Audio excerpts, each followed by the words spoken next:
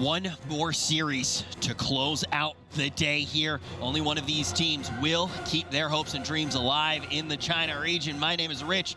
I'm going to be your host, and we got Sloot and Jack on the desk right now to cast all of the action. Guys, it's Ying Ying Ying versus SHEPI. Now, I know you didn't actually get to cast these last matches, Sloot, so we're going to start off with you, Jack. We're going to let Sloot prepare his beautiful thoughts and that beautiful bald head of his. But you right now, you're all coiled up like a snake ready to go on this one. Let's talk about the healers. One of the interesting things we've seen throughout the night was not only been a pretty decent diversity of healers, but it's also been just the constant kind of battle between Holy Pally and Restoration Druid. You know, you're able to see, you know, for example, when you're going up against someone like the Bursting or against like the Grievous, you know, you see the Paladin's able to really pump up the healing onto those targets, getting everybody really topped off very easily with Beacon of Virtues. But it's also going to be interesting seeing, you know, when we saw like the Karazhan in the last game, the last series, we're able to see, you know, the variance you're having with the single target healing, the single target focus, whereas, you know, the chilled or the ice phase wasn't really that impactful to either team because it was the last phase they really had to worry about. But when you're having to deal with the Flame Wreath, you know, having one of the teams, for example, wiping to the Flame Wreath just because they weren't able to pump out the single target healing, they weren't having the focus, whereas the Paladin takes Beacon of Faith, puts Beacon on both targets, totally safe. Good thing you mentioned Karazhan, because it's time to make our return to Karazhan. Guys, this is going to be the last series of 22 keys that we will see in this tournament. From here on out, it's going to be 23s and 24s. And now we are going to go back to Karazhan. Ying Ying Ying versus SHEPI. This is a best of 3. The loser goes home. God, Jack, I missed you. Oh, I missed you too. It's been so many hours. Guys, it's been ages. Yeah, Rich, you're all right. So, as we do know, of course, at the start of the polls here, you know, similar to what you guys just saw in the last series where we're going to have those MCs on those spirits going up, likely they will unleash those upstairs with the constructs, of course, Jack. Yeah, and it's really cool to see where they have, for example, 2 DKs that are able to get, you know, both the enslaves off, and it really makes it a lot easier, for example, for them to be able to take out these mobs. So they did like release one, for example, and then they're able to just grab another one, and pull them all into the double construct. You know, SHEPI actually opted to kill that first spirit and then move up in the meantime, so a bit of time dump there, and, you know, some percent that they're not going to have to make up later, of course, but some time lost nonetheless. You know, they could have dealt with that MC plus probably, well, maybe Repentance on the ad, or they could have pulled that closer ad over to the robot, so there's definitely a bit of advantage in Ying Ying Ying's favor right now. Of course, pulling it to the side of the stairs, as we do know, is common strategy with those robots, allowing the, during those kind of arcane storms for the static storms, rather, of course, for the casters to sit on the middle of the stairs safely away from the storms and keep their damage going. Yeah, one of the things in the last series that I wanted to see a little bit better of was the nullifiers. You know, having the healers, honestly, just get out of the way of the DPS, making it a lot easier for the DPSers to get those buffs. We saw a number of times where, you know, the healers just unnecessarily kind of standing in the way, getting those buffs. You are saying, I mean, one healer got out of the way right to the grave. I mean, you know, they're doing a much sketchier pull here, SHEPI. In the meantime, you know, we do have the healer go down. They don't have that kind of beauty of the stairs on the side in order to kind of dodge that storm safely while still healing or DPS and whatever they may need to do. In the meantime, of course, the nullifier making sure excuse me, Ying Ying Ying pulling a lot of the packs around the corner for the nullifier, taking advantage of that damage increase, which spawns about every 15 seconds on one of the players. Yeah, when you're seeing just that huge damage buff going out, you can only have 2 of those damage buffs out at a time, so they're making sure that they're just clearing out almost as much as possible. They got everything but the last L of the mana confluences there, so tremendous amount of trash picked up, cleared out, and as they get that down, they're able to go instantly into the boss. It's an excellent transition there. Straight into Curator, and of course, if you didn't tune into the last series, we do know that on Curator, he will have about 1 minute in that primary phase where he will spawn those static zones on the ground, and of course, these volatile energies. Now, these are the most dangerous, Jack, right? The longer they live, the more damage they do, and they hop around and do some pulsing damage on the raid. Good job stacking up from Ying Ying Ying here in the meantime, but if you don't kill those arcanes, the static adds pretty quickly, they can add up to quite a bit of damage on the group. Well, it puts more stress on it, and that's the idea, is you want to be able to get everything stacked up in together. That way it's easier to actually hit, but by stacking up, you're just making your entire group a target of the splash AoE damage when the energy wants to jump. So it's just such a huge focus on making sure you're getting everyone stacked up, make sure you're killing all these energies before they actually die. And again, you're seeing Ying Ying Ying following a similar kind of circular strategy. That way they're able to kind of steadily pivot and start moving towards the exit here to maximize their time. Right, the Curator does have a massive hitbox. In the meantime, you'd have to, you know, one other problem that these volatile energies provide is that they can spawn these orbs. Now, we do see the healer go down again for Ying Ying Ying, and they're going to have to, I mean, they're going to have to get that battle res up right away. Soon enough, we're going to hit that EV evocation stage, which is a 20-second phase. Here we are right now, where the boss takes 100% increased damage. So everybody's going to pump out as much as they can in this tyrannical setting. You can see the Curator cell melting down. In the meantime, of course, SHEPI on the right side of the screen has also just now pulled Curator. Yeah, it looks like some kind of miscommunication between Ying and the rest of the group, or between their healer, where he basically zigged instead of zagged. He's cut off from the group, and he just tried to catch up and ended up running over a lot of the electrical energies on the ground. So some kind of odd miscommunication, but YINGYINGYING has tremendous boss damage here, getting him already down to 20% after the first evocate there. Just excellent focus there by the DPS. Yeah, so they'll be able to kind of, I like what they're doing too. They're kind of started with a strat pulling away from the exit of the room, and they're curling back, U-turning back towards the end, so that by the time the Curator dies, they'll be able to exit towards the end of the room and save a few of those seconds, especially with some of the immobile classes like the 2 DKs they have, and just get right into that RP cutscene that they'll, of course, end right away and start working their way to Medivh. Yeah, like, it was interesting to talk about how we said, everyone's practiced, upper Karas, and everyone had to for the time trials, but you're really seeing just such a massive improvement from YINGYINGYING compared to the last series, or even compared to their opponent right now, where they're able to get the boss just so low here and already be moving on to Medivh in just short order. Yeah, so I mean, we can see for SHEPI over there on the side too, they just finished the first evocation phase, and they actually were a fair bit higher on percentage for the Curator, so they'll likely have to go to that second evocation phase, while in the meantime, YINGYINGYING is already moving towards Shade of Medivh. Now, likely, I will expect that we do see a CC on the Demon Mob from them, although I'm not sure who would... Oh, no, yeah, they can manage, so they do have a CC. I don't know if they'll end up using it or not. They actually go around the other way because they did not have a favorable pat from that mage in the meantime, although you can aggro that mage and then just jump down to the Blade Lord in the meantime, and that mage will oftentimes reset. Yep, and that's the big thing to kind of think about is you do have, that opportunity there. Just kind of run around the back rather than having to worry about in case you need to be standing up there a little bit longer, or you don't want to be having any, of course, of the extra, casts that are going on the entire group. But yeah, they're just going to deal with the Blade Lord. I really enjoy how they are pulling up the Flamebringer. That way they don't have to worry about any of the patches on the ground. I think it's always just something that's always too accepted by people who say, oh, well, he spawns in this room, so we have to deal with him. No, you just pull him up, and it's so much easier to deal with, and it's much easier from a tank perspective as well. You do have to be careful, though, because he will, of course, periodically blink, dropping all threat and cleave in the meantime, too. So if some of the players are trailing a bit too far behind, they'll blink a fair bit away. But nonetheless, no problem for the DKs there, of course, moving into Shade of Medivh's room. If I'm not mistaken, we do have a set order of Arcane followed by Flame Wreath here. So we will see the Arcane coming up first. We'll have to see how they decide to split their damage. Of course, a few different strategies they can implement, either by splitting some of the damage on the Arcane birds that spawn, or just, destroying one of them quickly to kind of relieve some of that huge damage on the group that you're no stranger to. That's right, and the nice thing about that, though, is, it is tyrannical, where they will, have better opportunities to start splitting damage up on those birds, because the birds are buffed by Fortified, not by Tyrannical. The big lethal thing you need to worry about here is Tyrannical Flame Wreath. So, you do have that opportunity there, as long as your healer's going to be comfortable with it, and as long as you're not expending too much mana as your healer, having to deal with a lot of the Flame Bolts, as of which nobody in YINGYINGYING has actually been hit by any Flame Bolts. So the DK there, the Blood DK, of course, taking 2 stacks of the Arcane Missiles right there quite comfortably. Of course, you can use an interrupt on them, but also Blood Mirror is usually pretty good for that, although the risk of running Blood Mirror in some of these bigger, dangerous pulls, is sometimes going to be quite high, so DK is often timed to go for that, purge, just to be a bit on the safer side. We do see a lot of damage going out on the Az. They did kind of split some of the damage amongst the Guardian Images. Nothing too bad right now. It seems like the damage was handled quite well by the Resto Druid, and now we're back into the main phase, and we are expecting that Flame Wreath next. Yep, and you're seeing the Warlock there did a great job just being able to get all his dots up. He wasn't really focusing on one in particular, and it really gave him just an excellent opportunity to be able to just get all the mobs, dotted up, get as much damage out as possible, and they really just clean up that phase just so well. And it also helped when they were able to desync the casts of the mobs, so the damage is not all coming out in one big pulse. It also helps that there's constant damage, that the HOTS aren't, topping everybody off, over healing, and then everybody gets dropped super low. Of course, the Flame Wreath comes out now, so we're going to have to keep an eye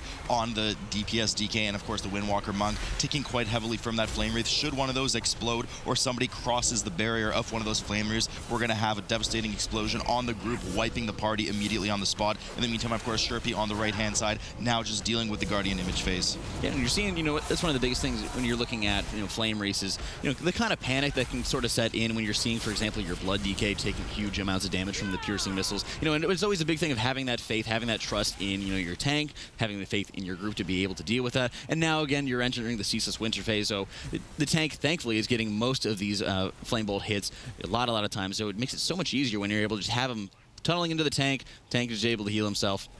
Makes it so much easier. Indeed, and they're down SHEPI with relative ease, so they'll be falling down the rabbit hole, of course, to eternity. It'll take quite a while. We do know that fall takes almost a minute or two, something like that. SHEPI now on 42% for SHEPI's side in the meantime. Now, I didn't keep an eye. Did they deal with their Flame Wreath phase? They are about to. I think they're about to. Yep, they dealt with other Guardians, so the Flame Wreath should be the next cast, I believe, after this Flame Bolt coming up here in just a second.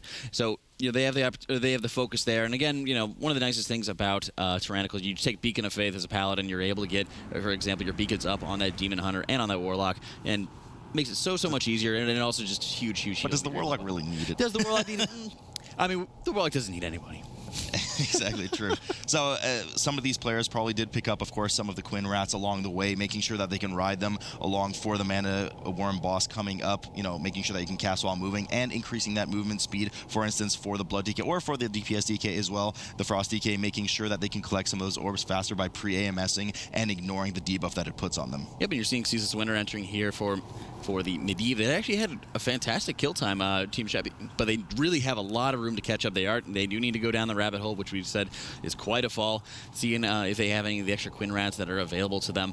And it's interesting to see the Warlock who's taking advantage of one of the Rats. I guess just he's able to have the mobile casting open up and available to him. But we do have plenty of immunities on the side of Ying to be able to deal with any and all, really, of the orbs that are spawning. So, of course, for those at home, there are a couple of notable mechanics on this boss that we have to watch out for. The most important one, of course, being when the Mana Devourer expels orbs and tries to reabsorb them. If the players don't intercept enough of these orbs, the Mana Devourer will reach 100% energy or mana and explode and essentially kill everybody in the group. So it's really important. And the reason they pulled it to the corner is because you cut off 180 degrees essentially of where those orbs can spawn, and you filter a lot of the orbs on top of the boss, as you can see right in the middle of that hitbox, which is where that DK is going to pre-AMS and jump up and down, making sure that they absorb as many of those. Now, if you do manage to absorb some of these orbs without pre-immuning, you will get a stack that you need to cleanse by heading into one of those swirling void zones on the ground, which is a ton of damage, Jack. There's a ton of ticking damage that you have to deal with, and while it does offer a little bit of a damage buff, as you're seeing, for example, the Windwalker picking up one of them, you know, any attempts to really clear it out just puts so much stress on you, the healer, and potentially as you get into higher and higher keys can just be one-shotting you if you don't have any defenses up and available. So they're doing a good job here. They're going on the second round now. I mean, they have enough to handle this. Should be no problem, but especially between the two DKs. As long as they're pre-AMSing properly, we do see that same AMS go down. Of course, the orbs being cleaned up properly in the end. Surprised to see that they didn't pull an extra rat along with this boss. Oftentimes teams do, especially to try and reset some of their CDs or build some resources. Nonetheless, we do see SHEPI now pulling the boss as well, just starting on 95% in the meantime, but they're just kind of falling slightly more and more behind as the map goes on. Of course, they do have that beneficial to-death differential in their favor, so they have an extra kind of 10 seconds to make up for it, but they're well beyond 10 seconds behind. Well, the interesting thing we're talking about falling behind is just how low the Windwalker is dropping here because he did take an extra stack of the dot. You know, it was one thing when you're saying, I'm going to expend extra healer time there. I'm going to, you know, just keep on healing the Windwalker through that extra damage. But it's another thing entirely when they start taking additional stacks, trying to pump out, maybe being a little bit too greedy, or maybe it was an accident there. They're trying to pump out that extra damage there. But it's a very, very quick battle res. I'd love to see that. You know, you want to make sure that you're being aggressive. But they do get the full DK's mana. Gonna try to finish this off for 4%. I think it's worth at this point, obviously. If the boss was any higher, the DK should just kind of, you know, finish it off. But there's a very limited amount of time. The DK has picked up 3 stacks. We do know that these stacks give you 5% increased damage. The DK is going to have to absorb a ton of these with pre-AMS to make sure he survives. Unfortunately, they go down, and Ying is going to have a full wipe over on 3%. Mana Devourer at 3%. That's devastating. They're going to have to run back all the way from the top of those large books, and in the meantime, ever so slowly, SHEPI is now pulled ahead at 34%. Now, this really is the opportunity for SHEPI to catch up. This is the opportunity that they've really been looking for, to be able to get, you know, the safer run, just a cleaner run. You are seeing, of course, that SHEPI is also wiping, also reaching 100% mana. Okay, I mean, the Blood DK is not going to be able to solo this. They should just cut their losses, get the wipe over with. I'm not sure exactly why he's trying to extend this pull. Just running, there we go, finally running in the zone, calling the wipe. And you know what, Jack, we're right back to square one. Right back to square one. So as you can see, Ying again pulling the boss to the corner and getting ready for that first round of mana orbs. Yeah, and you're seeing both teams going down hard here. Second try coming up for Ying. You know, it may have just been something, you know, where the positioning was just a little bit off, where some of the orbs were kind of more orbs were getting into the boss than necessary. So it may have just been a positioning issue on the side of the tank.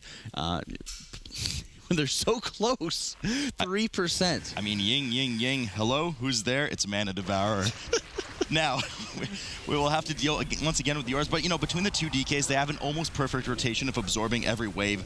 AMS lines up every other, maybe off by about 2 or 3 seconds. So if somebody's lending a hand, especially the DK, especially the Warlock with some of those orbs, the rest of them can usually be absorbed by the time they're able to kill this boss off with the amount of DPS they have. Already down to half HP right now. In the meantime, SHEPI, of course, working on their Mana Devourer back at 80%.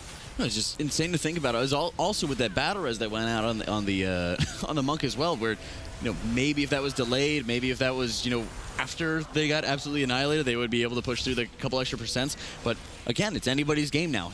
Each team having that full wipe, it is anybody's game. I mean, yeah, we still have that 3-death differential. You know, there's a couple of notable things. I mean, well, neither team has that battle res right now. We do see the Warlock over on Yingyingying's side holding on to that unstable debuff, opting to get that 5% extra damage going on at the cost of course, some dot on them. But it's a Warlock. They'll be able to survive, no problem. In the meantime, Mana Devourer just now hitting 50% for SHEPI on the right side of the screen. Now, the boss has been pulled away from the corner of the room, making the orbs just a bit harder to absorb, as we do know, Jack. But they seem to be doing quite a good job, and as you can see, the Paladin popped their bubble there and riding around on that little Quinn Rat managed to absorb most of those orbs. Yeah, and just the mobility that you're really able to, you know, get onto your Paladin. Of course, it will end up wiping out poor little Quinn Rat there, so we will only be able to take advantage of that once. But once should be all that they need, and they're just seeing Yingyingying 2%, I think 1%.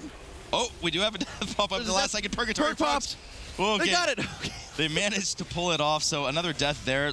Good, I mean, they didn't have the choice with the battle res, but luckily it was just enough. Of course, we do know we checkpoint here, and now that the Mana Devourer is dead, the players regrow to their proper size. Of course, these books not quite so large and intimidating, and we know we can't read, so they do pull around the side. Now, there are a total of 15 mini Mana Devourers here, or actually regular Mana Devourers, but you know, the players are max size again. Now, this is a sketchy pull, right? It's important to do this pull, but the problem is there's a lot of maintenance needed with these orbs that are spawning. And you're seeing so many explosive orbs going off there that they basically just had to muscle through. And the crazy part of just making sure you're able to soak up any extra mana or deal with the explosives, deal really with the AoE damage. It's just showing how much stress you're going to be putting on the healer. As again, one of the DPS is going down, more DPS is going down, tank is down, and just a full wipe again on the side of Yingyingying. An explosive performance from the Fel Explosives themselves, wiping out Yingyingying completely. Luckily, they did just reach the checkpoint, obviously right after killing Mana Devourer, so they're able to release and try that pull again should they choose to do it. We'll have to see if SHEPI decides to follow suit and pull all 15. Now, a beautiful cutscene here. Never seen this one before, but let's focus once again on Yingyingying as they kind of run down the hall in the meantime. Did they opt to skip in the end? And well, they got most of the mobs down. Okay, so they opted to skip the ones that reset on the other side. So they might have to make a couple of % up in the meantime, but we're seeing the same similar big pull over on SHEPI's side. We've already had the Purg proc for their Blood DK, who does go down now in the end. The Holy Paladin at half health. Immediately the Blood DK releases, but they're in a safe position now. They've done what they need to do. They only had one death, and they're moving forward to the Bridge of Doom. That's right. And, you know, Yingyingying opting again to get, they're at that 89% point again. All they need to do is get 2 more bats taken care of along with the chess event here. So, you know, they do end up invising past the Pyromancer, not even worrying about dealing with it. And you're probably going to see something coming out very, very similar out of Team SHEPI, but they do need a couple extra % there. So looking to actually just take on the Mighty Smash, you know, taking it on and getting that extra %, and then they'll probably be skipping the Pyromancer. You know, you do have about 6-7% from chess itself, but it's not uncommon that teams will kill the chess event, and then during the RP to open up the rest of the chess bridge leading up to Vizdoom, players will backtrack and kill some of those Fel Bats floating in the air, so we'll have to keep an eye on that. But of course, the main focus of the chess event here is every time you kill a piece, you actually stun the king and get rid of his invulnerability shell, allowing him to take damage. Once he reaches that 30% threshold, he will not regain that invulnerability shell, and he will be able to just tank and spank him until he dies and then checkmate. I mean, you're right, as you're seeing that raging effect being applied to the king, that is of course that point of no return. They will not be getting that extra immunity shield, and they are just absolutely burning him down here. So what you'll be seeing is just the rest of Druid running ahead while everyone else deals with that extra 3% that they need to get. Actually, the Warlock's going ahead. Yeah, he's just hanging out. He's just hanging out. So we can see the Warlock is going ahead, casting that Demonic Gateway for the players on their return. Meanwhile, they kind of turn around, as we alluded to, go to the bats. The way to get these bats down is they need to be taunted or, of course, gripped down. And once they do that, they will land, and all the players will have access to DPSing them. But you have to be careful with that frontal breath. It does do quite a bit of damage. Yeah, but it does quite a bit of damage. They need to just make sure that they have that positioning down pat, and really getting them down to the ground first, so you're not actually having them kind of breathing on top of you, but also breathing down, like on the Z axis or anything like that. So they get them down very quickly, very easily, making sure the gates are getting opened. And again, we've seen these leads get scuffed in the past, especially in the previous MDI with some of the wipes on Vizdoom. So again, playing safely, Yingyingying has the advantage for now, but there is still that very big death differential of 7 deaths that could easily just make all the difference. Yikes. That could turn out pretty badly. 35-second differential. Yingyingying is indeed ahead a bit. Now we do come to our resident eyeball boss, Vizdoom. Always, I like to say keep an eye on things, but they do pull in 3 phases to this boss, of course, at 66% and 33%. He will port to a ship, followed by another type of ship at 33%. Now, notable mechanics here that we do have to watch out for, of course, is that kind of fell beam you see on the side. Players will need to kite that away, make sure they don't kite it into other players, which is what they're doing right now. And of course, he does have that huge frontal that will punt you off of the platform. Here it is, the disintegrate right now. Got to be careful for that. Safe here because there's no ledge to be punted off of, although it does hit quite hard, but in the later ships, you can actually get knocked off the ships. Finally, of course, Jack is, a very healer-centric mechanic, are those Chaos Orbs and debuff that spawn on a player. It's very, very important to make sure when any of the Chaos Orbs are actually affecting a player, they run outside of the group, they stand still, get the dispel, and then they're able to once again move. If you're ever dispelling somebody who's just running around, moving in the process, very, very high chance of dispelling them and then them running into their own balls and just killing themselves right. I hate running into my own balls. Indeed, it is horrible. Now, moving up to the second ship, we see Yingyingying in the meantime. So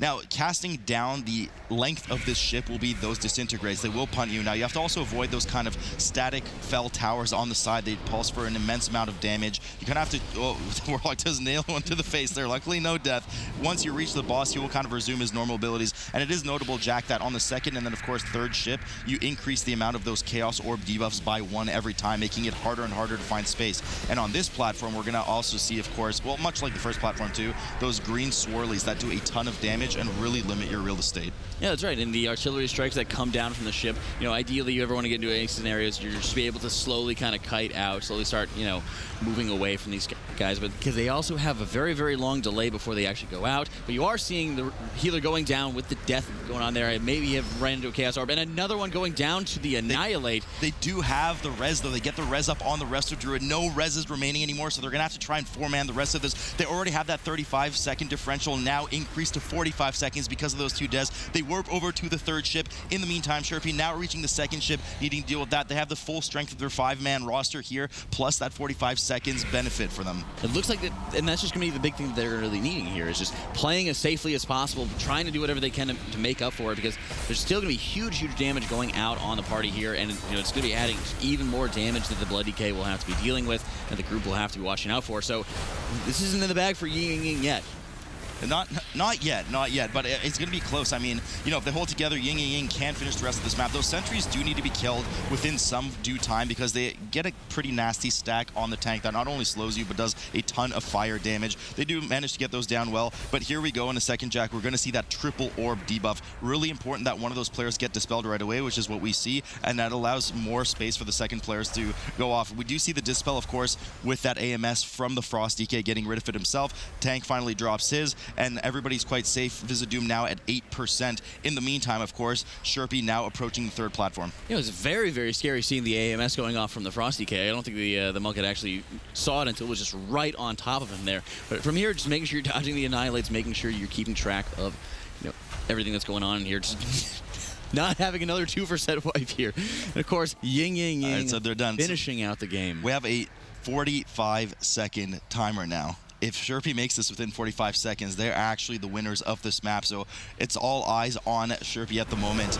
We'll just have to see. They're going to get their first round of the Chaos debuffs. I believe they haven't had it yet, but I mean, they're well DPSing this. They should have no problem cleaning it up unless something just absolutely horrible happens here at the end. They would be doomed if that does happen indeed. But it looks like they managed to crank the boss damage. No problem. They handle the Chaos Orbs prior to this well. There's the debuff right now again, and they should manage to clinch this and get that win. Should be managing to muscle through this again by just a couple of seconds, just by 10 seconds. And it's those extra deaths, the extra risks, and that was basically just those were actually the 2 deaths? Yeah.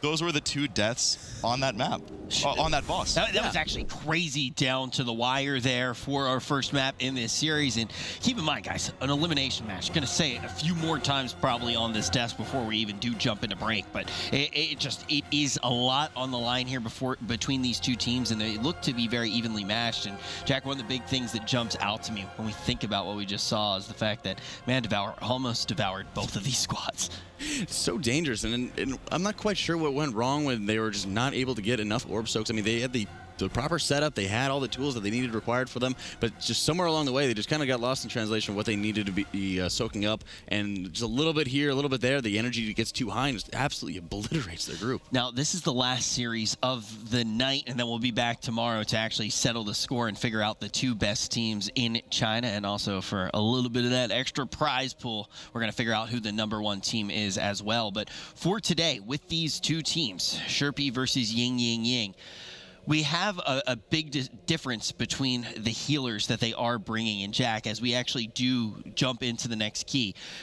Basically, how it works out is the losing team is then able to pick the next dungeon that we're actually going to see. Do you think that that healer can be one of the keys to finding a weakness for your opponent? Keys to finding a counter, when you're running with Resto Druid, when you're running with Holy Pally, they're generally attributed to be the most well-rounded healers that you really have at your disposal. So I don't think that they're really going to be targeting the healers too much. And we've also seen a number of times where other teams have targeted the healers and said, oh, maybe the Disc Priest is going to be a weak point. We'll take Grievous on Court of Stars and we'll see if we can burn him there. And it really didn't work out for them. So I think it's going to be more focused on how cleanly, for example, SHEPI or YINGYINGYING is actually going to be able to play here, much more so than actually having to focus on the healers and try to burn the healers. Cool. Yeah. So we just won't talk about healers anymore. We're only going to talk about DPS, and we're going to do that when we return from this quick break, ladies and gentlemen.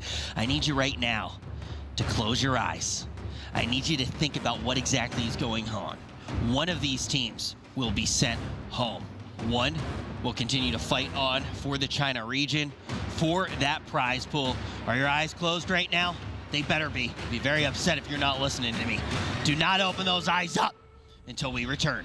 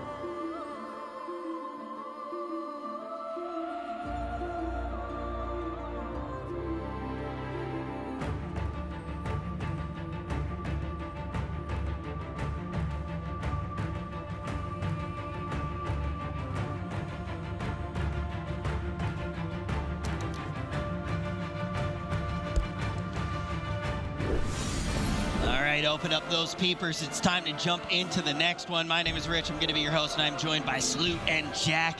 guys, we know the next key. It can be decided here as well. We're headed to the thicket. Now, Jack, let's talk about what affixes we can expect to see. You're going to be seeing the Tyrannical, Explosive. I believe they picked Sanguine to go along with it here. So it's going to be very, very important just to, the movement of the mobs, making sure, because there's a lot of the different mobs that actually have, varying health pools that they have to be focusing down. So really just the focus is going to be the biggest thing. Everyone's running Blood DKs. You're going to be able to have all the grips and stuff like that. For Yingyingying, I believe you're going to be able to have the Frost DK as well. So you're going to be able to have the additional grip there. So just more ad control, more focus on just making those clean pulls, avoiding the cats at all costs. Hey, the other thing that I want to bring up is the fact that we have seen Sanguine be the pick quite a few times, Salute. Kind of weird, but some of the affixes you choose to kind of throw the other team for a loop would be things like explosives. But I mean, both healers are geared well to deal with explosives here. We have Blood DKs that could deal well with them. So I mean, at this point, I don't think you can really, between these two teams at least, can't really curveball the other team too much, especially in Darkheart Thicket, which is a pretty popular dungeon on live. So might as well just do something regular. Jack, is this kind of, I feel like this is almost like a hug affix, right? This is one of those affixes where you're just kind of going, okay, I don't want to screw over my own team. We're just going to go in here. We're going to try to play our game the best and just try to complete this dungeon fast. Well, that's simply what it is. When you're saying that we're the best team, we're going to show it to you, and we're not even going to have to use any kind of cheesy affixes or anything like that. Or we're not even going to put ourselves in a difficult situation or test any niche affix combinations. We're just going to play straight up better.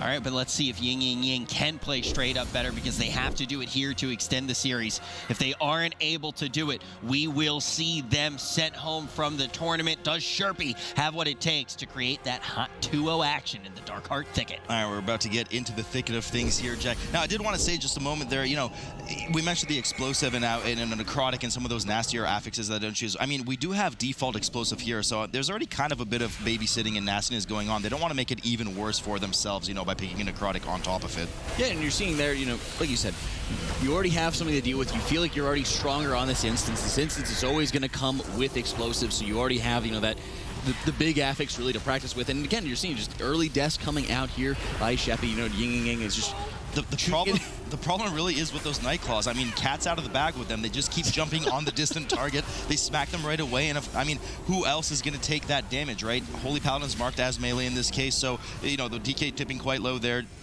Poor Warlock dies a couple times, comes back in nonetheless, and they're going to move on now, of course, to that first bear. If anything, I think it's kind of disappointing the ability of the Paladin really just to prepare for that damage. Like you said, who else is it going to be jumping on? So you should be able to have a Blessing of Protection. You should be able to have Aura Mastery, Blessing of Sacrifice. You have all these different tools that should be just immediately drilled into the Warlock with the knowledge that, hey, you're going to be the focus, I'm going to protect you. Yeah, I'm surprised that we didn't see any of those. So we do have, of course, the two Ruiners getting kind of aggroed on the side while SHEPI, is dealing with this Grizzly pull here in the meantime. Now, the Ruiners can be dangerous if you don't handle them very well. They do cast on the tank for Ruination, which is decrease the amount of healing done, but also that Star Shower is really dangerous, and if you don't interrupt it and you get hit by one of the small void zones, as we just saw right there, it's easy death going all around right now. So we're going to have that extra 5-second timer, of course. We do have that shout from the bear going out, the Maddening Roar, which increases in damage for every successive shout, so it's very important to kill those bears early. Now, they did opt to kind of pull that extra trash pack on the side that we see a lot of teams usually walk by. And just, like you said, emphasizing, the deaths there. The last game was decided by just 2 deaths at the very, very end here, and just little things here that are just adding up, and the way that they're pulling, the aggression that they're seeing, how long these bears have been up. It's wild. Yeah, no, indeed it is. So we do see a pretty typical pull here, of course, coming from Yingyingying, where the tank will often pull both bears to the side while the rest of the group safely runs to the side, which otherwise would lead to a rather grisly situation, of course. Now, the first boss here, we do have Gladalis coming up. We are in a tyrannical setting, so some of these bosses will be more dangerous. Jack, one of the main things to watch out for on this boss is which is the furthest target for the boss that deals with the cat leap for that grievous bleed. Yeah, and you're seeing right there, of course, they're having the rest of Druid standing out there, and ideally, if you're going to make sure you're staying out there at all times, to still be focusing damage, being able to go into Guardian Affinity just to play on the extra safe side, being able to take advantage of Lady of the Child, Fury of Nature, getting out a lot of extra arcane damage, putting out those big Moonfire damage. So you're seeing, again, the rest of Druid pumping up huge amounts of damage, even as he's just going to sit in bear form, make sure he's extra safe for those cat jumps. So, of course, the other animal counterpart to the Archdruid here is indeed the bear form that he will do every 2 cat forms. Important for the tank positioning here, as the tank can have their back to a wall and therefore not get punted across the map, but also the bear will charge into that wall. They don't do a very good job of it there. You can have your back to virtually anything in this room if you do it successfully, and it will cancel that bear form immediately, allowing the boss to pretty much be immobile during for that duration, and, you know, maximizing DPS for that run through. Yeah, but both healers here are extremely well suited to be dealing with the damage from Lady Alice's jump. But the big thing always we gotta watch out for is when the nightmares are falling on top of the players right as you're getting into the leap. So it's a really cool positioning that you're seeing on the fact that the rest of Druid for Ying, making sure he's getting that quick sidestep right before it happens, not taking any kind of damage from the nightmare. He's at full HP, he's got full armor, and he's got, you know, frenzied regen active to quickly top himself off, and then he's able to go back, stay in bear form, pump out some more moonfires, take advantage of those excellent. Right, sure, and we do see some of those banishes coming up from the Warlock on Yingying's side, presumably to proc that Cephas during the boss fight. Smart move by them. In the meantime, of course, SHEPI just now moving down towards Gladealis's area. Now, they are a substantial amount of trash ahead. They're 16% ahead, but they have 2 extra deaths at the moment, and, you know, they still have to deal with Gladealis, which is a fairly long fight, especially in this tyrannical setting. In the meantime, Yingying just about cleaning up the boss here, and they'll be able to start moving on to the Dryads and the Flowers coming up. And the level that SHEPI's been playing in terms of the aggressiveness of their pulls and, you know, the risks that they're taking, you know, they haven't even hit the first checkpoint yet, right? But it's something that, you know, if they're having any other kind of extra deaths, you know, it's just something that they always have to be running back, starting fresh. First and only checkpoint. And the only checkpoint, that's right. That's exactly right. So that's something to always consider going forward, you know, when we're looking at if they're going to be skipping anything, if they're going to be trying to maneuver past anything, you know, if they keep up this level of aggression, it's really going to be burning them in the long run. So, of course, some of these packs, not too dangerous innately, but these Blossoms do spawn a lot of AoE denial on the ground that you'll have to move out of. And, of course, we do have those Dryads, which are actually cousins of the Wet Ads. But in the meantime, the irritating thing about them is that they will run off from the pack, but luckily they do have DK. Actually, you only really need 1 DK, but they do have the double DK, which you can grip back in, but obviously you don't want to because they are fairly immobile, so you don't want to do it when the Flowers are about to die because you'll grip it right into the Sanguine and they'll just sit there and get healed the whole time. Yeah, it's a great thing that you're having the instincts there where you're just talking about it, where there's, you know, they were kind of leaving them there and it was kind of saying, oh, well, what's going on there? But again, they had the dots up, but it's interesting to see they're pulling the Dryad and the Keeper because they've already cleared out all the Flowers. Of course, the Keeper will be, of course, healing any of those Flowers. It's very, very important to kind of get them separated. That way, when you just deal with it by itself, they just absolutely melt. Now, like I said, typically, Jack, you and I are used to seeing this pack skipped, but because they skipped so much of that first trash with the Cats, they opted to pull this first Keeper pack, and we'll see if they opt to do the double Keeper pack along with that Patrol of the Flower and the 1 Dryad too. We'll have to keep an eye on that in just a moment. It's not too dangerous of a pack, but it does take a while. Sanguine is a pain in the butt for it, and if you don't kill it quick enough, you're going to get overwhelmed by those mushrooms that do a ton of damage. I mean, a DK can safely run over them with some Vamp Blood and AMS as well, but the explosion radius is larger than its graphics, so the melee will have to be very careful as not to get one shot. In the meantime, of course, over on SHEPI's side, they are still chiseling away at Gladealis, still moving pretty slow, even though they are ahead on trash. I mean, I do believe they're moving a bit slower on that boss damage than Yingyinging did in the first place. Yeah, and you're seeing one of the interesting things, you know, Holy Paladin versus Rested Druid in this situation is the Holy Paladin, you know, ideally you're trying to focus as much as possible on staying in melee. You're going to be taking something like Crusader's Might. That way your Crusader Treks are giving you more Holy Shocks, more Light of Dawns.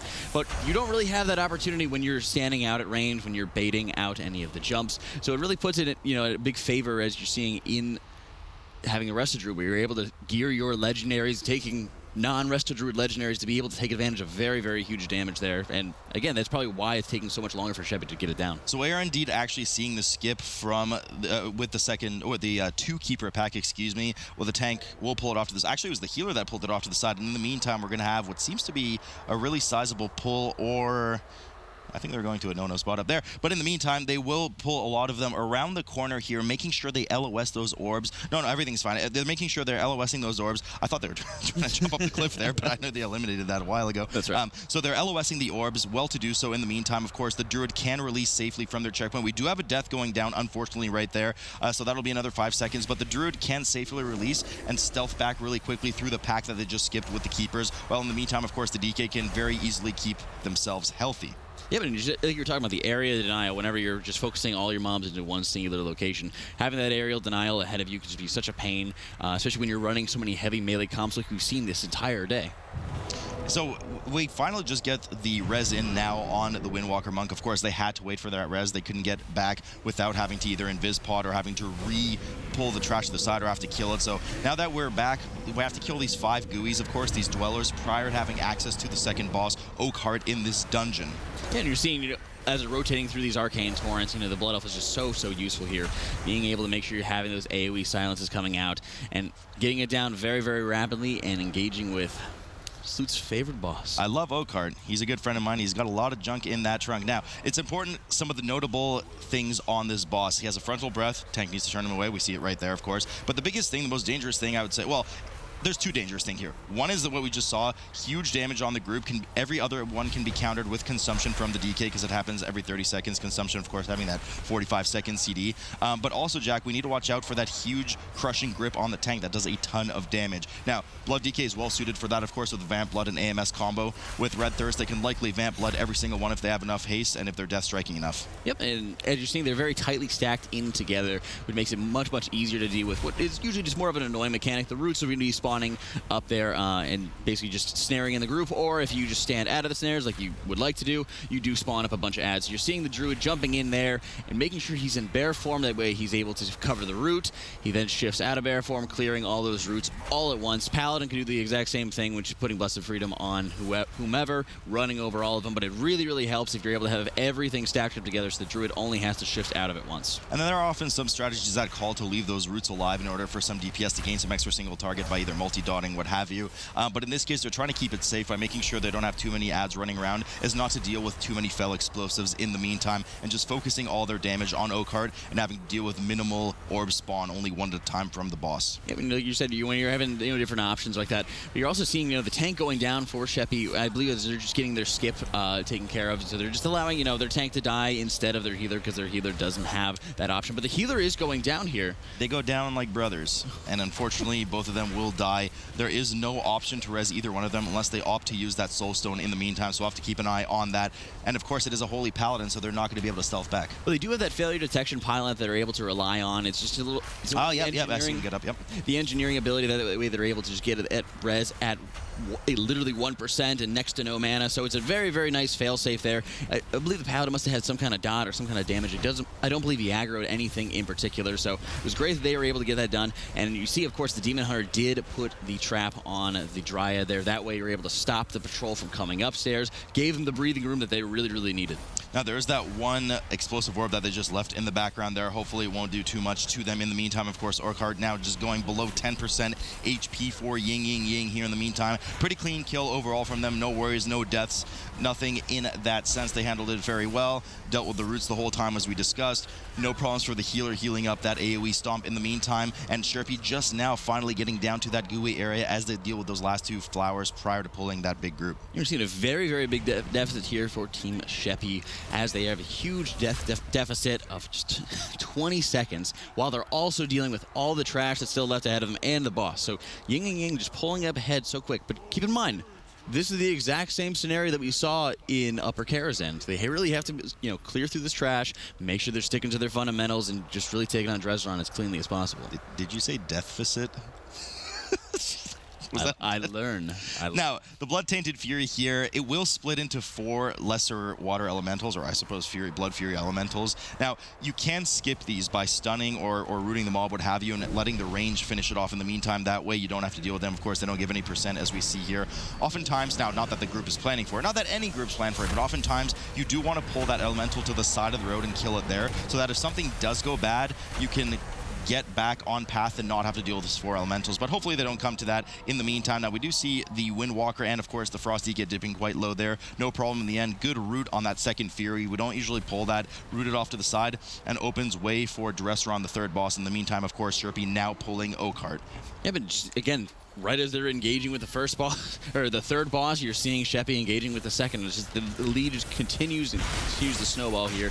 They're getting a couple of the little whelplings down before the boss, just building up resources here right as they're about to engage here. So we do get, of course, that Warlock portal down, which is oftentimes where they will pull Dresron to make sure that the casters can take that Warlock portal back towards Dresron. Of course, the winds on Dresron will push you faster the further you are away from the center of the hitbox, so it's important to get right in that hitbox. But no one also also to bait for that cave-in, and of course the third ability on this fight that usually the tank has to watch out for is that frontal breath. However, is that if the tank is out of range, let's say to grab some whelps as we're seeing here right now, that frontal breath will actually target the next highest threat within melee range. You know, just great presence of mind, waiting for the breath before they're pulling any of the little extra whelps. And again, you're seeing a pretty early tranquility going out there. I really like being able to see that. You know, you want to be able to, you know, focus as much as you can on the pull, dishing out some extra damage. So just focusing and just allowing your tranquility to be, you know, your big healing, rather than setting up rejuves on everybody, rather than, you know, casting the wild growth when you need to.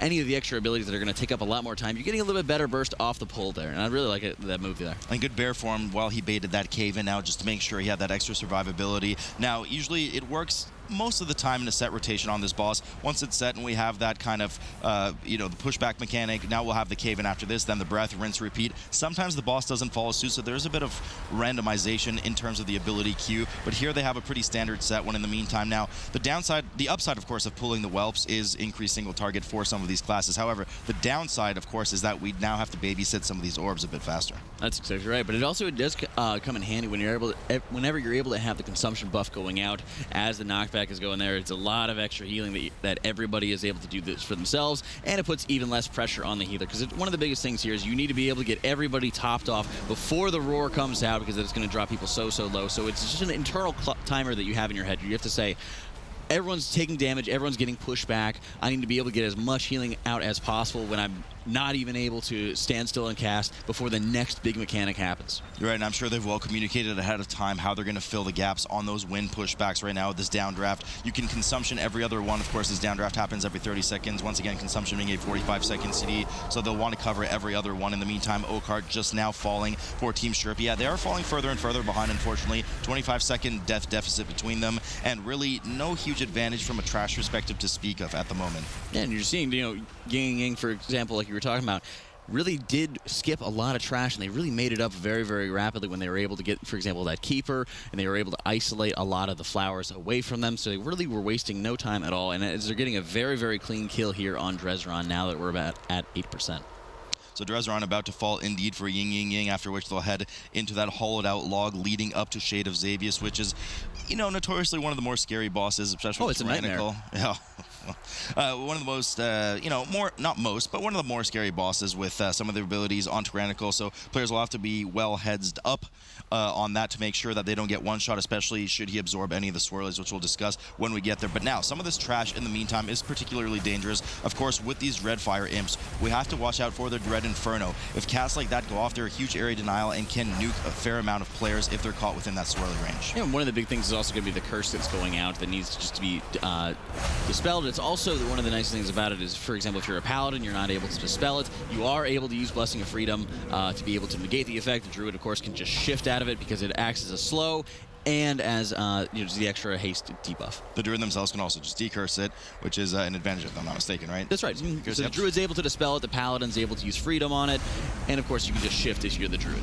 So of course they do opt to pull 2 packs here together. The Bloodseekers, the Bats, really just a ton of tank damage. There is a minor disease dot that will minorly heal the Bats as a leech, but most of the scary damage is the melee from them, and of course we have several casters in here as well. Looks like they have the damage under control. They time their CDs well, and this should boost them to 100%, after which I would expect to see a skip on the final scary trash crack prior to Xavius. That's right, and they're at 100% trash. Unfortunately, the Druid is not able to dispel the disease that comes up from it, so it's very important to make sure you just tunneling those down, getting them down as rapidly as possible, because the threats of the tank can be very large. But again, thankfully, it's tyrannical, so they just melt very quickly, and they're able to get their invis pots off. They're able to get that 10-minute debuff applied so that they're not able to use any more potions, and get through the trash and get set up for Xavius. But you know what? I mean, it's just for one boss. I mean, look, every pot counts for sure, but it's much more devastating using one of those invis pots at the beginning of a dungeon, being locked out for 10 minutes rather than just at the last boss here at the finish line for Shade of Xavius. In the meantime, Drezron, of course, now at the 67% mark for Team SHEPI. You know, they're doing well. Similar strats, pulling some of the whelplings along on the side, but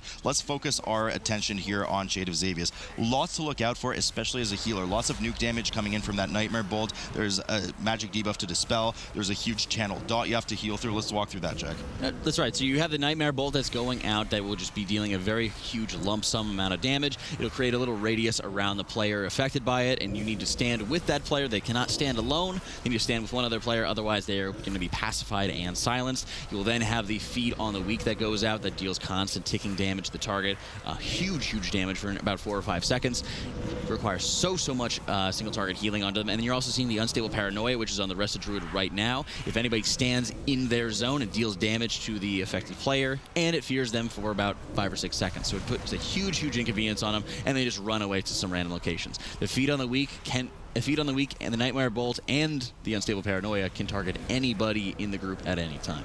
Now, it is important to note that at 50%, Shade of Xavius will do a huge AoE nuke on the group and start up his second phase. Now, in the second phase, not too much changes. He has the same base abilities, but we will see a lot of swirlies falling from the sky, which not only damage players, but should one of them connect with Shade of Xavius' hitbox, which is larger than it seems, it will buff him for an increased percent damage done, leading up to 10 stacks, if I'm not mistaken, 5% per stack, which affects all of the abilities that you just discussed. That's absolutely correct. And you're seeing there, I believe it was one of the cooldowns from the Warlock, was consumed when he got hit by the Nightmare Bolt. So it was very crucial that he was able to get, maybe a little bit extra CDs. Maybe he received, Iron Bark from the Druid there. And that way the Druid just bark skinned himself, went into bear form. Everyone else was able to use their immunities. Everybody else was able to use their big defensives here. And again, now at this point, you're just making sure you're focusing on protection. You're staying safe here. And again, the biggest threat here is going to be that Feed on the Weak, the huge damage that can pull it out. And you're not even sure, again, if it's going to be going out on the tank, dealing next to no damage, or if it's going to be going out on one of your most vulnerable DPS, much like the Frost DK. And of course, we do know that the debuff from that Nightmare Bolt will pacify you for 20 seconds if nobody's helping you out in that little purple circle. The melee do well to rotate there while the Windwalker gets that Paranoia debuff, moves to the back of the boss, whilst in the meantime,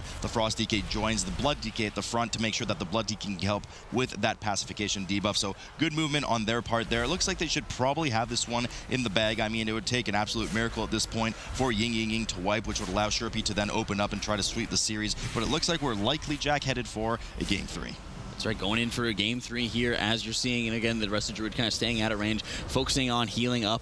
The Frost DK there is taking so much damage from that Feed on the Weak, where they are able to have just a little bit of extra healing that's going out, just this big focus, and just the Druid's just playing very safe, and I really like how Yingyingying was just giving the respect to this instance, giving the respect, for example, to the cats, and playing it so much cleaner than their opponents in SHEPI. Always got to respect the cats. And indeed, we do end up in a 1-1 in the series, and we'll be going to that Game 3. That is the case. All tied up here. This is an elimination match as well.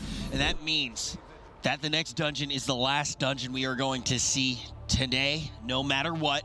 And we are going to determine which team actually does get sent home. Now, not going to sugarcoat this. That was a little bit of a slaughter, right? In the end there, it ends up being somewhat of a slaughter. What caused that to actually happen in your mind, Jack? I think it was a lot of the pacing that the group was having. Again, they're skipping the cats right off the pole, and they're making sure that the most lethal ads that they really have to be dealing with, they're skipping, they're bypassing, and they're not afraid to incur a couple deaths to be able to get some huge gains there. Most of the deaths on the side of Yingyingying were just them skipping trash packs, just them making sure that they're avoiding any risky situations, any situations that they're not comfortable with. And the more cleanly they played it, the more easily they were able to get through the instance there. And that's the thing. As we go to this break, you got to keep that in mind. They cannot afford any mistakes here. Both of these teams are fighting for so much. Yingyingying versus SHEPI. One will be sent home. The other will get to progress in the tournament no matter what. This is going to be the last dungeon that we see tonight, so do not go anywhere. Let's see the conclusion of day number 1 of the China MDI when we return.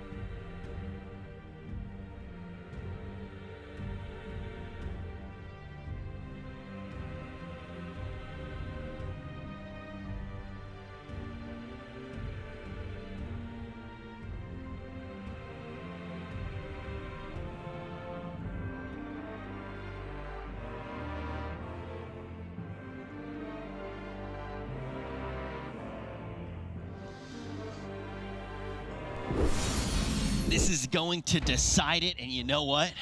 It's going to end where it all began. We are headed back to Maw of Souls, and guys, this is also going to be a key that we're pretty familiar with, Jack. Without a doubt. I mean, this has been the starter key all night long, making sure that we're able to, you know, this is the key that everyone should be practiced on, and as a result, this really should be the ace in their hole. This should be the one that they say, we can close this out as Team SHEPI. We are going to just dominate. Well, now, why do you think? Yeah, I actually am going to somewhat disagree with you, Sloot. Go ahead and take this away, because I think we're on the same wavelength here. I mean, this is map 1. Everybody's training for this their entire lives. Isn't that just going to say they were confident? They're saying that they're much more confident on that one. Okay, so there are 2 points of logic, right? One is it's just a coin toss, and you're saying, hey, we both know how to do this. At least we know how to do the dungeon. The other thing that you can say is you've definitely seen every team play this, so you have seen your opponent play it, and you already kind of have their time in mind.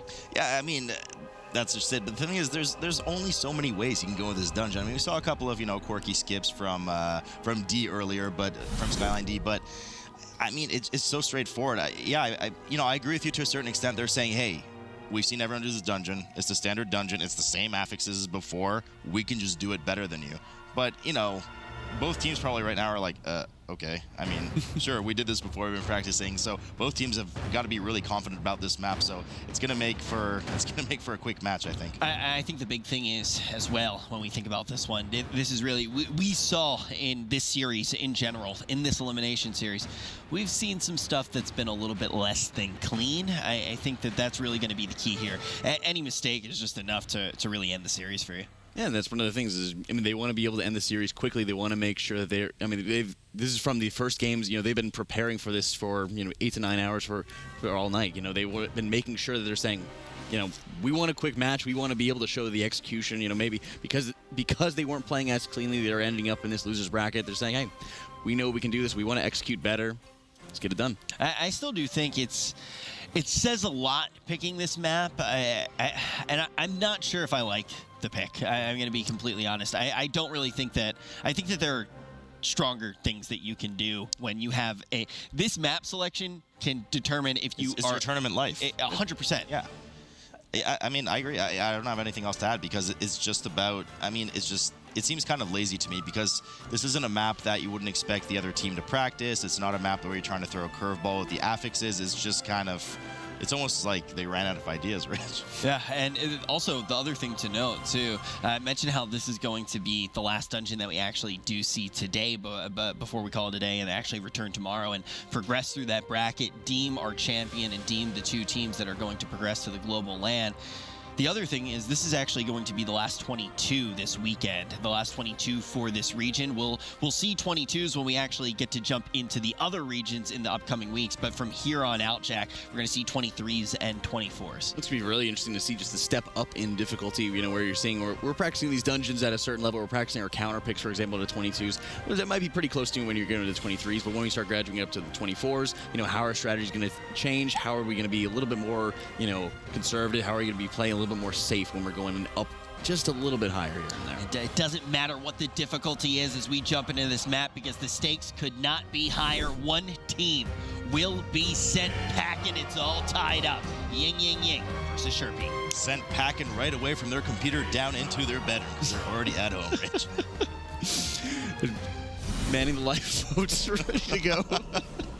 We are seeing, of course, Yingyingying and Team SHEPI going out with, you know, pretty standard, you know, builds, just standard class. Yes, Jack, it's okay. I think we're going to see, you and I are on the same page on this one. We're going to see, of course, right away, all of the trash straight into Imran. We're going to see how both teams manage to handle, of course, any of the residual damage. Tons of group damage going out all the time. You know, we have the Defiant Strikes going out. You have the Shield Maidens going out. I mean, just the list goes on and on for the dangerous damage that doesn't even have anything to do with the tank.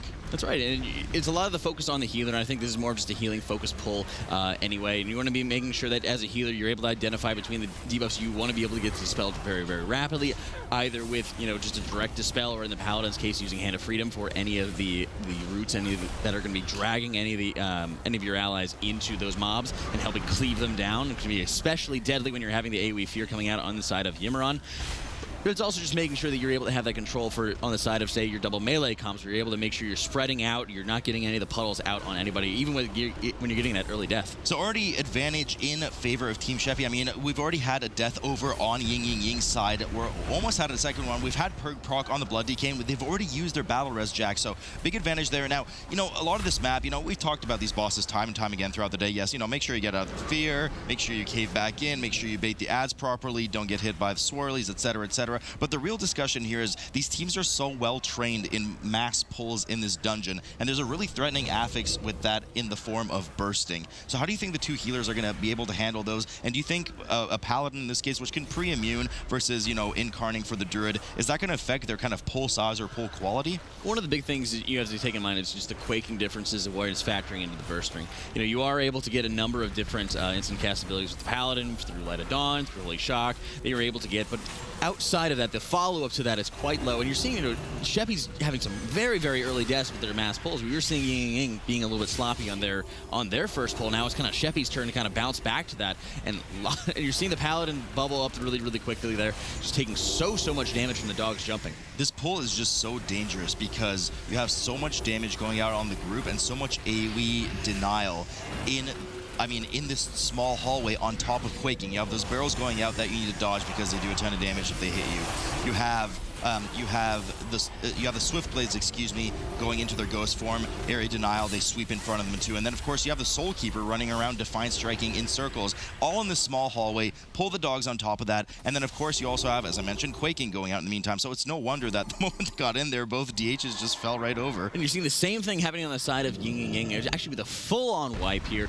SHEPI was able to recover a little bit here and there, but Yingyingying not able to, having a full wipe, getting a full reset there. But you're also seeing, actually, Team SHEPI may have just messed up part of their pull. Yeah, their Warlock wasn't actually quite quick enough. But, I mean, they will get picked up by the Paladin's mass res here, so it's not the end of the world, but just a little extra deaths have been, you know, those extra 5 seconds. And, you know, we talked about this in the last MDI too. I mean, we're reaching the end of a fairly long day for some of these teams and for everybody here. So it's bound that you're going to see some fatigue in these players. I mean, these are just kind of amateur mistakes here. You know, the Warlock not getting fast enough across, things like that.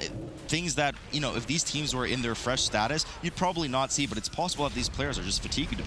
Yeah, I mean, it's the fatigue and it's, you know, trying to fight for their very tournament lives. The teams that are, of course, winning are having their matches going up till tomorrow, so they are having, you know, that reward for their good performance. They are having that extra benefit that they get to just take a break. They're done for the night. But again, Yingyingying, Team SHEPI, they just want to fight for their very tournament lives because the loser of this one is going to be going home. Right you are, Jack. So, of course, we do pull the two champions prior to going up to Harboron on the remainder of the ship. We have to be careful, making sure both of these champions are interrupted. I would assume that one Havoc Demon Hunter is assigned to each of them in order to gain that extra resource from their successful interrupts. Whilst in the meantime, of course, Yingyingying now moving along the boat as well. Yeah, and you're seeing this. What's kind of interesting is when you're not running with these extra rogue comps, where you're not running and you're not relying on, for example, the extra cleave damage that you're going to be getting out of that. They're keeping all the mobs downstairs. They're not pulling anything extra into Harboron there. But again, I think at this point, like you were talking about, when they have that extra fatigue that might be setting in, when they, you know, maybe the extra tilt that, you know, the games that they have been losing over the course of the night, they just want to play clean. They just want to take it slow. They want to make sure that they're doing whatever they can not to, you know, get into that tilt situation. They're not getting into any unnecessary risks. And we do know MOS, Maw of Souls here, you know, as typical of a map as it is, it's very easy to spiral out of control, especially with these huge trash pulls. So there's going to be a lot of eyes on the next trash pull after Harboron. But let's talk a bit about Harboron, of course, here. We do have the typical abilities that we're used to. We have that Cosmic Scythe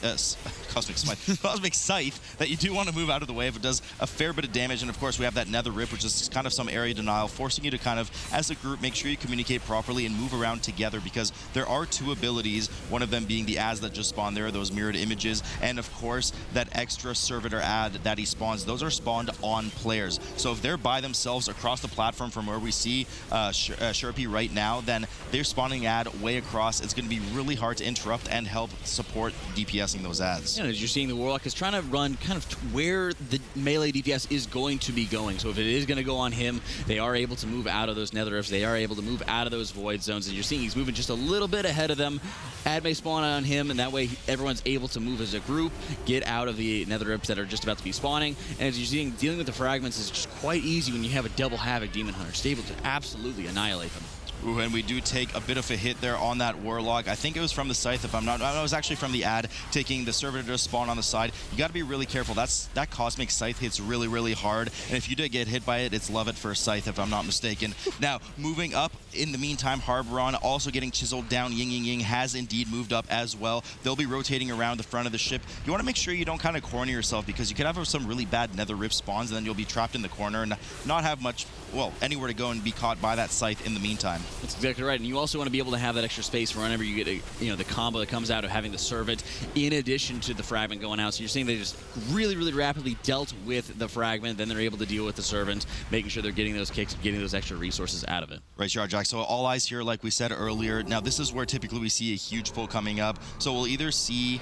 no, they're actually opting to hang back. So we see an aggressive stance, or what it likely leads from a more passive into an aggressive stance here. Sometimes teams opt to use that Skystep Potion and just pull the entire ship. Here, we're likely going to see them pull an entire side, plus a couple of the mobs, maybe one of the champions on the far side, as we're seeing right now. They're going to go right to the back of the ship. Whether or not they pull Skjall with this, I don't think they are. They're going to chill with Skjall right now. They'll just settle for almost all the entire ship. Yeah, almost all of them, almost all of them. Now, it's really important here that they interrupt properly. There's lots of heals going out in the form of Torrent, lots of heals that need Surging Mist that need to interrupt. So, interrupts needed, CC needed, and eventually, if the damage is too overwhelming, the DK is going to have to start to kite, and this is where things start to fall apart if this is not done properly here. Yeah, it's a very big risk that they'll be taking there, but it's one pull that they've likely just been practicing forever, but the DK is just dropping so low there.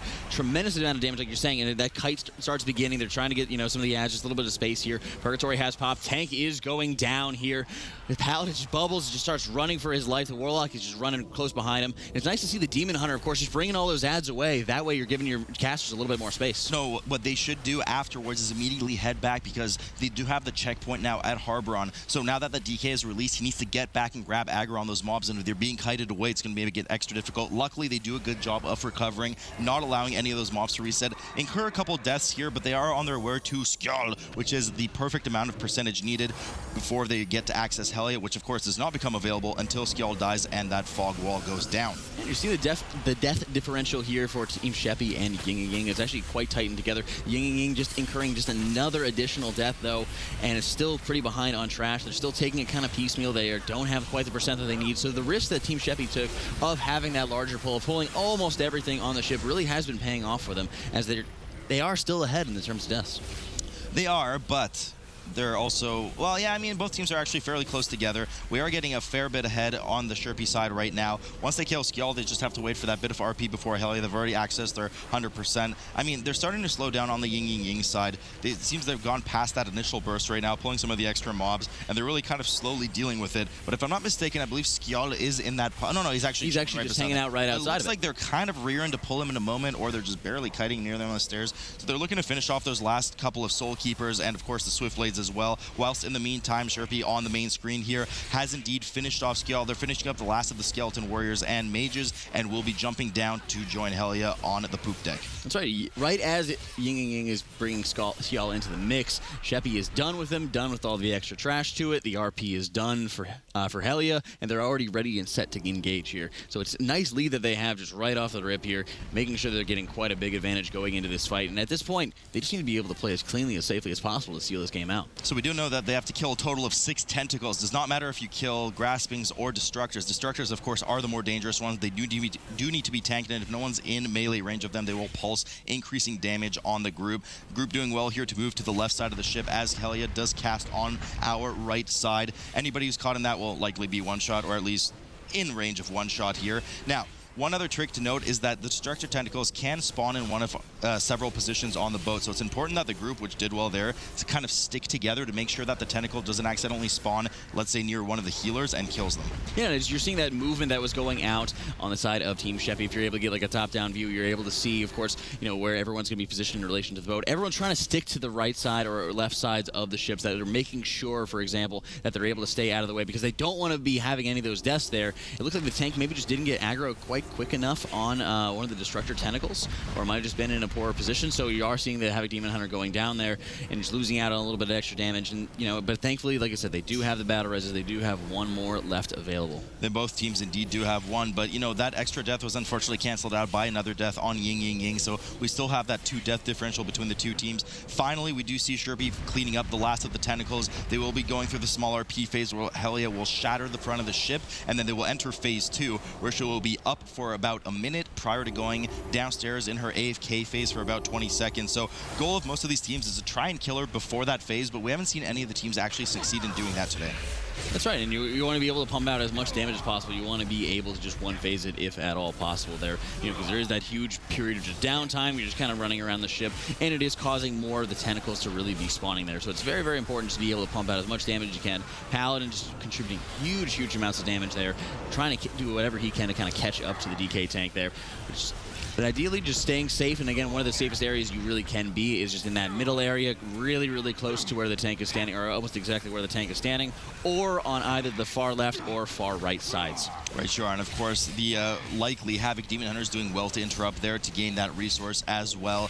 There is a 2 melee/tank DPS interrupt requirement on this boss. Of course, some of the other casters and hunters have a longer interrupt CD innately, but they do well here. Now, Helia, Helia does die, well, essentially die, goes away, let's say, at 70.5%. It doesn't look like they'll be able to one-phase it. We're reaching kind of the third breath phase in just a moment, and after this, very shortly after this, she will go downstairs, so I don't think they'll be able to finish it off, so they will have to deal with that 20-second cycle in just a moment. But unfortunately, Yingyingying is just nowhere nearby, so the only way that Yingyingying has any hope of staying alive in this tournament is some type of miraculous wipe from SHEPI right now, and barring them going whole spelunking at the moment, I just don't see that happening in any other way.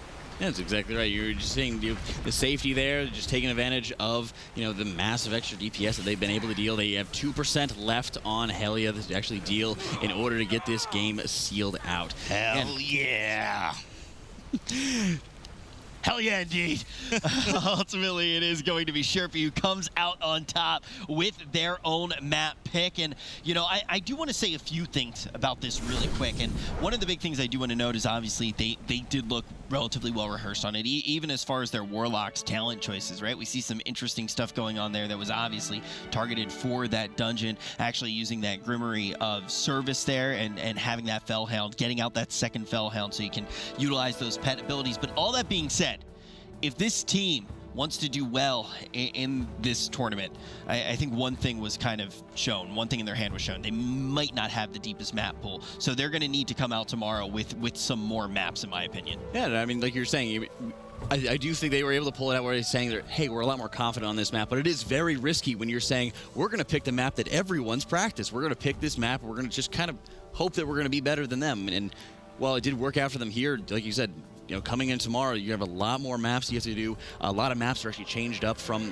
the first initial pool, and the difficulty gets higher. Against even more difficult teams as well. Yes, the dungeons themselves get more difficult, and the opponents that you will be facing get more difficult. And the thing is, too, is when you look at these two teams and how they stacked up on the time trials for this map, I was actually talking to Sowers in the back, there's only a 2-second differential, so it's not like you know something special if you are SHEPI in this particular matchup. And all in all, major congratulations to them, because Salute, they will advance. Yeah, they will, but just in this match alone, I mean, their strategies really weren't very different. The 2-second differential showing that Sowers talked about, but it's just one team just executed better, DPS'd a bit harder. We had a 2-death differential at the end, so nothing too huge there, but their pull patterns, Yingyingying just did everything a bit slower. DPS did everything a bit slower. The top of the ship was done slower. It took them ages to finally get to skill and pull him. Yeah, that is definitely a thing, and some of that will need to be cleaned up as we get into our day tomorrow, but we're going to take a look at where all these teams did fall on our bracket. And keep in mind, this is going to be a double elimination tournament, so quite a few of these teams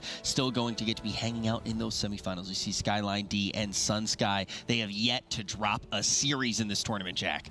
That's right. They've yet to drop a series. They've really shown, again, being in that 6th, 7th seed, or 6th, 7th rank worldwide, they're really showing their ability just to absolutely dominate the other Chinese teams and really just setting the bar. Yeah, I mean, definitely they're going to do just that. And now we only have 6 teams left in this tournament, Salute, but only 2 of them are going to be able to advance to that land. Yeah, but as dominant as Skyline D was, I mean, the teams that played them, although they 2-0'd, they really held their own. I mean, the Skyline versus Skyline series, that was really close. We had to replay one of the matches, still close the second time around too. And, you know, the Sun matches too were really close, so it's going to be a huge series between them tomorrow. Man, I am just so excited for tomorrow, but that's going to do it for us here today. Do not forget to tune in tomorrow, same time, same place. We're going to see you at 11 p.m. Eastern. Thank you so much for watching the first day of the MDI for the China region. I know that it's different times no matter where you are in the world, but your support was definitely felt. We started with 8 teams though, and now we are down to just 6. When we see you tomorrow, we will crown our champion, see who is taking home this prize pool, and find the 2 teams from China that will go to the first Mythic Dungeon Invitational LAN.